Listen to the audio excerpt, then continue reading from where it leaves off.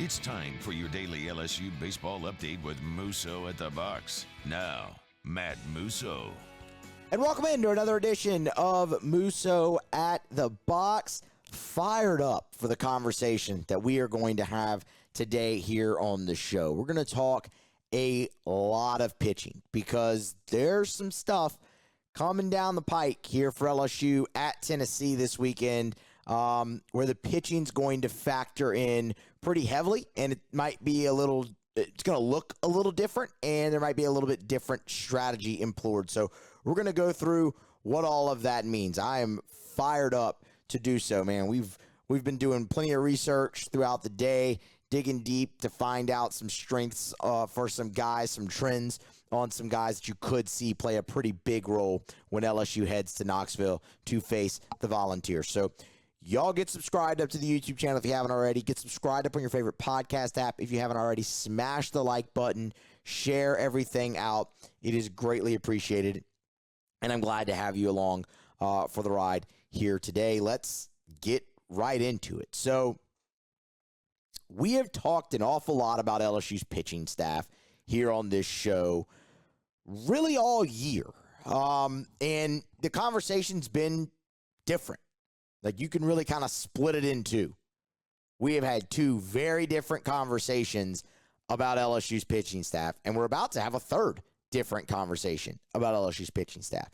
In the preseason, it's all the hype, right?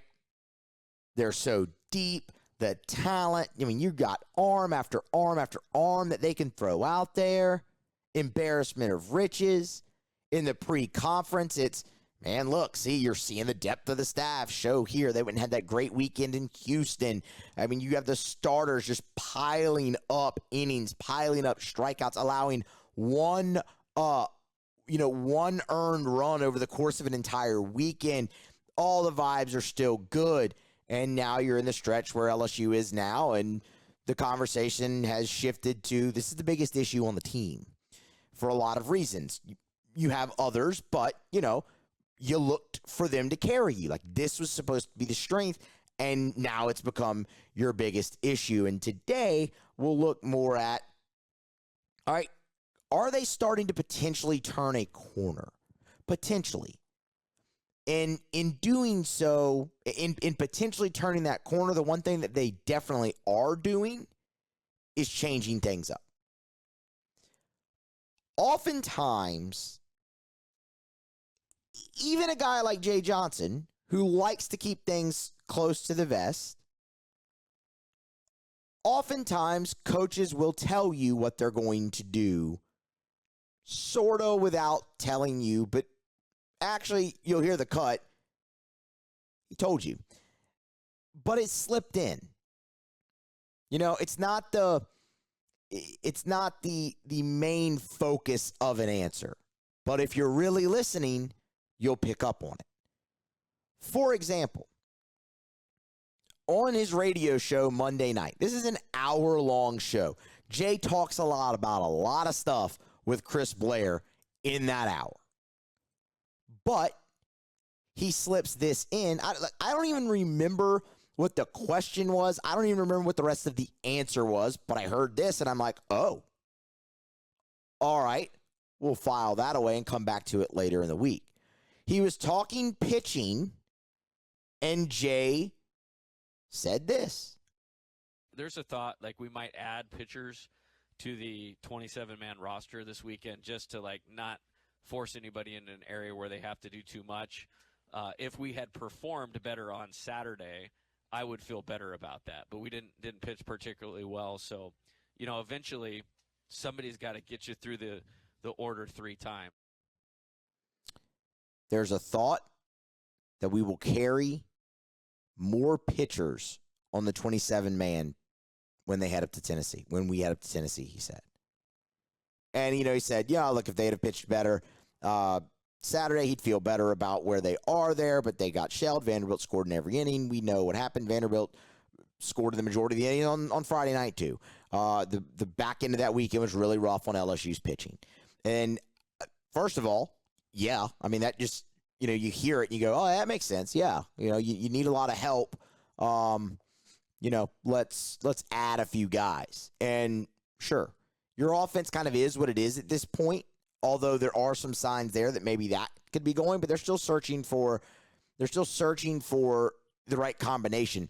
LSU's offense has given them enough recently to win games. You just haven't been able to hold a lead.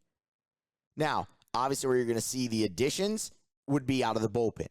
To hear him say, so we're not asking a guy do too much. You've heard Jay Johnson say that plenty this year. You get in trouble when you ask a player to do more than they're capable of doing. So they're going to try to avoid doing that. Great plan. When LSU hasn't been restricted by the 27-man travel roster, you've seen them shuffle in arm after arm after arm, and you've seen LSU have quicker hooks.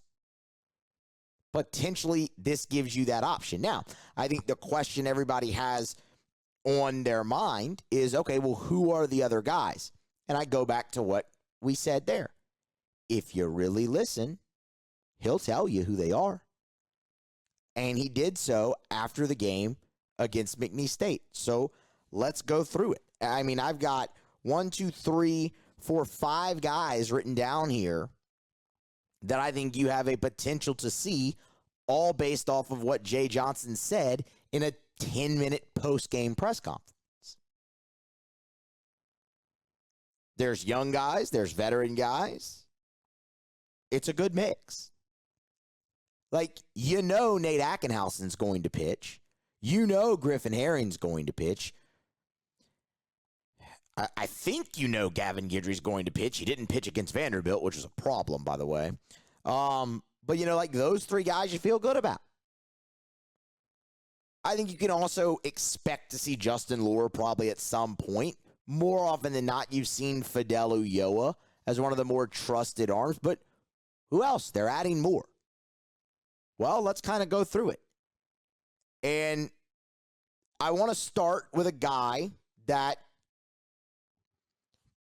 all of LSU fans were clamoring to see. It had been a while, and you got to see him Tuesday night against McNeese, and that's Alabama transfer Cade Woods. So Cade Woods had pitched opening weekend. It was the game 3 against VMI, that 27-5 win, and you did not see him again until Tuesday night. And Jay Johnson was asked about getting Cade Woods mound time and listen to kind of where he takes it. Great kid. He's a good pitcher. Was working through some injury stuff in the fall.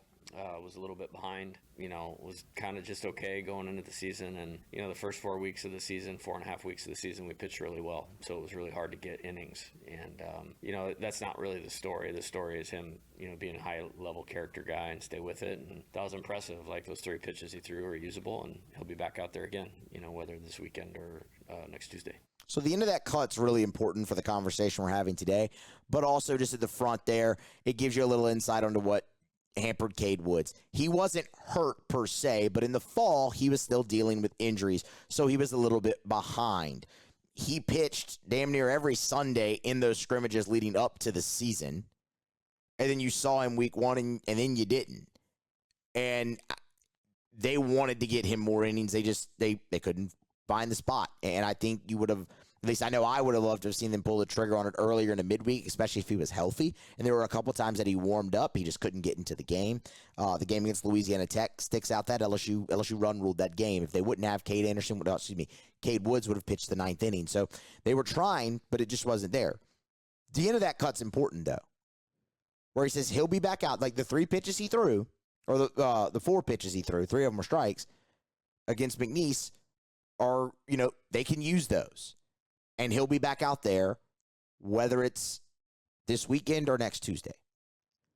The this weekend part surprised me, because when we recapped the McNeese game in the immediacy, we talked about Cade Woods, and I said, look, I think I'd be surprised if you see him this weekend, but you're going to see more of him going forward. But Jay says, whether it's this weekend, meaning against Tennessee, or next Tuesday. So I think the question you look at with a guy like Cade Woods, who has only pitched now twice and had a whole, maybe more than a month in between outings, you look at him for the Tennessee series, the question is he ready with that little work under his belt this season? And the answer to that question might be another question. So the question to is the answer to is he ready might be, does it matter? You're doing this because you feel like you need help in that bullpen. You're carrying more pitchers because you need help. Is he ready? Does it matter? Cade Woods is a veteran guy who made 17 appearances for Alabama last year, led them in appearances out of the bullpen. He pitched plenty in conference play. You know, when I look at Cade Woods, going back to some of his outings from last season at Bama, going back through notes that I took watching him in scrimmages in the preseason, and then again just in his 2 outings this year, he's a perfect example of us, the human race, overcomplicating the game of baseball. We do that very often. Look at all the absurd stats that we all keep in the game of baseball. Sometimes it's a really simple game. You know, we could sit here all we want and dissect LSU's pitching staff and talk about pitch selection or pitch sequence or your plan facing a certain hitter in a lineup. You know what's really important? Strikes. Strikes are really important. Strikes are the most important thing on the mound. The most important part of pitching, throwing strikes. LSU's had a bit of a problem with that lately. Sometimes they get ahead of hitters and they can't finish them off, and that's where you can complicate the game a little bit and be like, okay, you've gotten ahead. Now, how do you really want to finish him off? And that's fair, but strikes are important. Last season at Alabama, Cade Anderson threw 61% strikes. When Cade Anderson throws strikes, he's really good. Where he's gotten in trouble has been free passes, whether they're walks or hit by pitches. Like, I can look at him last year at Alabama in the SEC, and I can tell you he had an ERA of 5.32 in conference play last year. And you might say, I ain't very good. And I would tend to agree with you on that. I'm not very good. But you can also look at it and realize, okay, it was a couple outings that really drove that number up. And when you look deeper in those outings, you'll see, okay, he gave up 2 runs in 2/3 of an innings against Mississippi State. He walked 3 guys in that game, didn't strike anybody out. The other big crooked number he put up in conference play was against LSU. Lineup was pretty darn good. He gave up 3 runs in 2 2/3. He walked 3 guys. The outlier is Arkansas. Arkansas just beat him up, and that's going to happen. He gave up 4 hits, 3 runs in an inning. That sometimes you don't have your best stuff, and you face a really good team, and they hit you. But I mean, if that's not enough, you want to go back to a few scrimmages. When you talk about a guy like Cade Woods, because we can. First time I saw him pitch in the scrimmage was back in January. He recorded 2/3 of an inning. Issued 4 free passes, 5 runs. Now, not all those runs were earned. There were also 3 errors committed in his outing, so it was just a really rough day. But 4 free passes. Turn that around to the last time I saw Cade Woods pitch. Inning and 2/3, shutout, no walks, 2 strikeouts. Also didn't allow a hit. He pounded the strike zone. And was dominant. The other time was just really funny. He loaded the bases with free passes, got out of it, and ended up, he walked 3 guys, hit a batter, but threw 2 shutout innings. Credit to him for that. In hindsight, looking back, that was maybe a tip-off that LSU's offense was going to struggle with situational hitting. But anyway, I digress. This is about pitching today. He needs to throw strikes. You can look at the outings in this game. I mean, in this season so far. 26 pitches, 12 strikes in his first outing. Struggled a little bit. Against McNeese, 4 pitches, 3 strikes. Do you get my point? I look at Cade Woods, and I say, Okay, that's a veteran arm that's been through wars in the Southeastern Conference. Is he ready? Doesn't matter. Doesn't matter because he's got the experience. So for that reason, sure, throw him out there, but keep a close eye. He has to throw strikes. He's proven that he can do that 61% of the time last year at Alabama, and he was pretty darn good when he did it. So, yeah, I think you could see Cade Woods this weekend against Tennessee out of the bullpen. Now, how you want to use him, decide. You want to give him an inning? You want to use it more situationally? Whatever. Do you want to use him at all? I don't know, but I think you can. That's the important thing. Another guy, veteran arm, is Sam Dutton. And we talked about Sam Dutton after the game against McNeese, and I told you I wanted to see more of him going forward. If you missed that, we can reiterate a little bit of it right now. Jay Johnson naturally was asked about Sam Dutton after the game as well, and this is what he said. Sammy did great. Another guy, he's obviously pitched more than a guy like Cade Woods, but has pitched pretty well. I think he had maybe one speed bump outing, and, he's hung in there, and he's performed for the last couple weeks. And, so I'm excited. We're going to roll a little differently this weekend, with pitching staff, and excited to have him and Aiden Moffett and those guys, ready to roll this weekend. Did you catch what he said at the end of the cut? He told you something without telling you. Just slipping it in there. We'll get to that. But Sam Dutton's real similar to the conversation we just had about Cade Woods. Sam Dutton is a veteran arm that throws strikes and has been through the wars. Sam Dutton, in his time at LSU, has pitched 69 innings over 44 games and has started 12 games, including 9 starts as a freshman in the SEC. Do you remember that? LSU had Mikhail Hilliard they threw out there in game 1, and after that, they really pieced it together. Like, towards the end of the season, Ty Floyd stepped into that second role, and you used Sam Dutton as an opener and just tried to piece it together after that. And he started some massive spots for you and pitched really well in some of them. He started a game at Florida as a true freshman in a rubber match that LSU needed to win. He threw 3 2/3 shutout, got you off to a great start. You won that game. He threw the Sunday game at Arkansas. 4 innings pitched, 1 run. Was great against Georgia, threw on the road at State in a start. Like, that, there's not going to be a moment that's going to be too big for a guy like Sam Dutton. I cannot emphasize the strike throwing any more than with a guy like Dutton. Sam Dutton as a freshman threw 65% strikes. Sam Dutton as a sophomore threw 66% strikes. We'll come back to that. Sam Dutton as a junior in 2024, this season, is throwing 67% strikes. Total in his career, 66% strikes. That's a large sample size. I said we'd come back to the sophomore year because while he threw that number of strikes, he had an ERA over 7. The strikes were there. They just weren't the same quality that they were even as a freshman. That looks to have returned. Sam Dutton against McNeese walked his first batter of the year. Threw 2 shutout, walked a guy, didn't allow a hit, and struck out 3.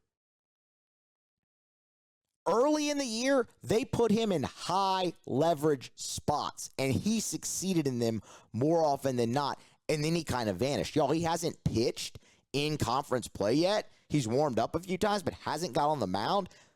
I have a hard time, getting past that. I really do. Given the struggles you've had on the mound, to hold a guy who just pounds his own and throws strikes, I have a hard time getting past that. That feels that kind of feels like malpractice a little bit. So I want to see more of Sam Dutton going forward. And we said it after the McNeese game. Maybe they throw Dutton out there against Tennessee and he gets shelled. Sure, could happen. Maybe he goes out there and is the guy you've seen him be all year so far, though, when you've given him the chance. So when you look at a guy like Sam Dutton, when you look at a guy like Cade Woods, two guys, Dutton specifically, who pound the strike zone and have been through the wars in this conference. You're looking for guys to step up. Maybe someone you're not going to ask to do too much. Those are guys that you can absolutely potentially do that. Sam Dutton's the one I'm a circle and star more than anybody. I want to see him more going forward. The start the career got off to as a freshman, had the hiccup as a sophomore, but man, he really looks like he's coming into his own a little bit here as a junior. Give him the ultimate test now. Throw him out there on a conference weekend. And I think you're going to see it. Jay said at the end of that cut, it's good to have him ready to go. The other thing he said at the end of the cut, where it's slipping it in there, was Aiden Moffitt. Aiden Moffitt is one of the most impressive developments to watch so far throughout the season. So, you know what the stuff is. Like, the stuff is massive. Fastball can get up to 99. Slider, when he's got it, is pretty filthy. It's just been strikes. As a freshman, Aiden Moffitt pitched in one game. He did not record an out. He walked three guys, hit a batter. It allowed one run. Now, they went to the bullpen. I don't remember who they brought in. That person got out of it. But you're looking at a guy who issued 4 free passes and did not record an out. He threw 19 pitches, 5 strikes, 26% strikes. You look at this season, his sophomore year, it's been sparing, only 7 games. The outings haven't been super long, but the improvement is noticeable. In those 7 games, it's an ERA just over 1, which is great, but the most important thing is 53% strikes. From 26% strikes to 53%. And lately, it's been even more impressive. In his last 3 appearances, Aiden Moffitt has not walked anybody and has thrown 64% strikes. I can think back to the game against Southeastern where he goes in there, he pitches 2/3, he gives up a home run. It's like, oh, and another hit. It's like, darn. And I got on the post game and said, I don't care about his line. That's the best he's looked. And somebody comments, it's like, come on, he gave up a rocket homer and then another hit. That's the best he's looked. Yes, because he threw strikes and real quality strikes. He was close. He was around the zone. Look, I'm not going to sit here and tell you that Aiden Moffitt's ready to go out there and just shove on an SEC weekend. I think you have to really pick your spots with him. And LSU's been pretty good about doing that. Like, the outings aren't super long. We told you it's 7 games, or 8 games now, but it's only 7 innings. We need Aiden Moffitt to come in and get this out here. Okay, we're up by 4 or whatever. Let's see if we can steal an out here or there with a guy like Aiden Moffitt. He gives you that potential right now because he's throwing strikes. I say pick your spot because it'll be an SEC debut, and it could be a hostile one on the road, and maybe they don't use him. But for Jay to slide that in there at the end of that answer, it's good to have guys like him, Sam Dutton, and Aiden Moffitt ready to go this weekend. Tells you they're at least thinking about it. And it's because of the hard work and the development that has taken place with him. And that's a major positive when you're looking at the pitching staff because, as we said, the stuff is incredible. Pick your spot, but don't be surprised if you see Aiden Moffitt as one of those guys they're carrying on the 27-man roster this weekend extra against Tennessee. And then another one is Cam Johnson. And you talk about a great improvement in the strike zone. That's Cam Johnson. And Jay Johnson talked about him after the McNeese game as well. He's moving in a really good direction. Another good performance tonight. I think what I like is the misses are smaller, and he's starting to feel the adjustment he needs to make to put the pitch where he needs to. And that's the story is when the pitcher can make their own adjustments, you're getting something, especially when you have a guy as much talent as Cam. Yeah, I mean, the talent's off the chart. We all know that, right? Highest ranked prospect to ever make it to LSU. We know that 100%. Big improvement in the strike zone, as we said. You heard Jay there. The misses are smaller. And the confidence that he started that answer with, like, he's heading in a really good direction. You love hearing that. Speaking to what Jay said about the smaller misses, the first 2 outings of the season for Cam Johnson, like, it's real easy to look at his line on the year and be like, he's got an ERA of 10.8. He's walked 12 and 6 2/3 and be like, this guy stinks. The first 2 outings of the year, he's at 8, by the way. Or, excuse me, 9. First 2 outings. 7 walks, 3 strikeouts, 6 earned runs. He threw 40% strikes. Since the first 2 outings, so the next 7, the previous 7, 2 earned runs, 5 walks, 7 strikeouts, 53 strikes. From 40% strikes in his first 2 to 53% strikes in his next 7. From 6 earned runs to 2. You've seen more development in the breaking ball. He's starting to spot the fastball more. Now, again, you have to pick your spots with Cam because when you've seen him in SEC play, it hadn't necessarily been great. Vanderbilt touched him up a little bit. You put him into a really tough spot against Arkansas. He struggled with command for a moment, walked in a run, but then came back and struck out a really good left-handed hitter in Peyton Stovall. So it's been a little mixed there with Cam, but he's showing you enough improvement that it wouldn't surprise me you see him out there again. He's definitely going to be a part of this, but you just have to pick your spots. Maybe it's a lefty-lefty matchup here and there or whatnot, but it's all about getting length out of the pen. So fired up to see what comes from those guys. The other interesting thing, and I want to mention this, is Cade Anderson. Cade Anderson was awesome against McNeese. Like, he looked like the Cade Anderson we saw all throughout the early part of the season when he was starting in the midweek, like when that was his role. In LSU, when you're going to have that much success, they're going to look to get more important innings out of you. And you saw him in Southeastern Conference play, start to get some run. And it didn't go well. He gave up the 3 hits against Mississippi State, gave up the 3 runs against Florida. Like, it didn't go well. And you haven't seen him since that Florida game in conference play. It's kind of been back to the midweek. But Jay Johnson was asked after the game last night what led to Cade Anderson's success.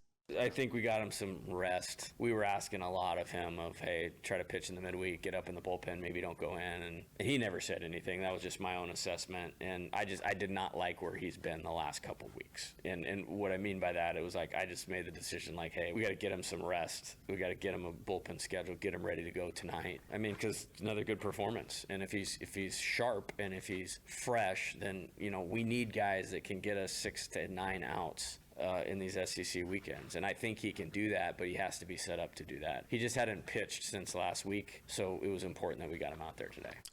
The rest thing's interesting, and it's obviously raised a question, and Jay was even kind of asked about it after the post game about, Anderson being a starter as opposed to a reliever. And somebody had commented on one of the YouTube videos here, it looks like Anderson's more comfortable as a starter. Okay. Is he? And Jay mentions rest. He wasn't up in the bullpen at all in the Vanderbilt series. He definitely didn't. Obviously didn't pitch. So he hadn't pitched since the Monday game against Southern. You bring him back on a Tuesday against McNeese, and he looks like his old self. Is he more comfortable as a starter? And Jay mentions rest. If he is more comfortable as a starter, start him. Because LSU, what's happening to them in Game 3 can't happen anymore. And one reason it's happening is you don't have a third starter. Jay has said, he believes you need 2 starters and a closer, and you can piece everything around them. Right now, LSU, and I felt this way last year too. I remember we talked about it on the show. When Hurd was struggling early last year, guys were wondering, okay, do you just go whole staff? And I said, I don't like that. Like, I don't like using an opener with last year's team because you did not have the depth in the bullpen. right now on this team, you don't have the depth in the bullpen. That's what you're trying to figure out. That's what this whole episode, this whole conversation today has been about, is them trying to figure it out, and guys you could see be placed in different roles. So one of two things has to happen, I think. You need to figure out somebody who's going to start for you in game number 3. That you could potentially get through a lineup more than once. Or not necessarily more than once, but at least once.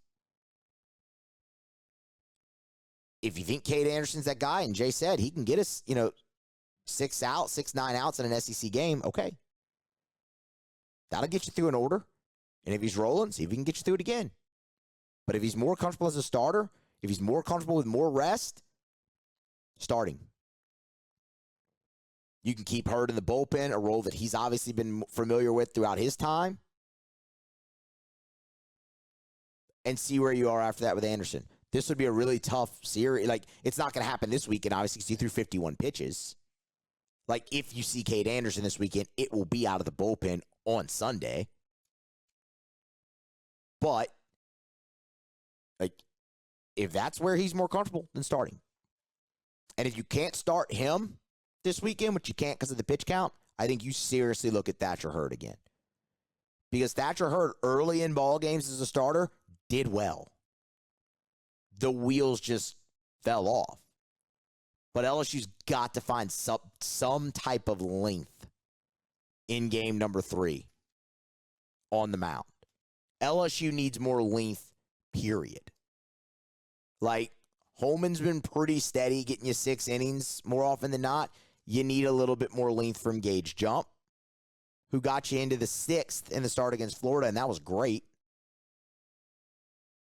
And you need length on Sunday. LSU has not won a Sunday game since mid-March. Or I should say a game 3 since mid-March. They lost game 3 to Xavier. They lost game 3 to State.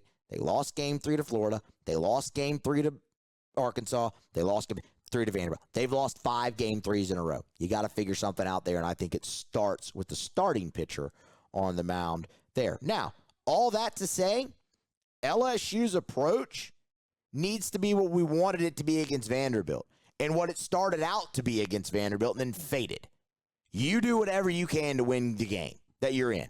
Whoever you have to use, you use them so you can win that game. But the hope is, at least in my eyes, in my mind, to get some length out of somebody to start the game in game number 3, because you're not necessarily going to have the depth there. We'll see how this works out with them bringing more pitchers. And I think the guys we talked about have a big shot to play pretty big roles when LSU heads to Knoxville to face Tennessee. They need it. Boy, do they need it. You're going to need all the offense you can get to keep up with Tennessee, and all the pitching you can get to try and hold them down in that tiny, tiny little league ballpark that they play in. The ball is going to fly out of Lindsey Nelson when LSU faces Tennessee this weekend. All right, guys, y'all smash the like button. Get subscribed up to the YouTube channel. Get subscribed up on your favorite podcast app. And stay locked with us here on Musso at the Box. We'll continue to have you covered as LSU heads to Knoxville.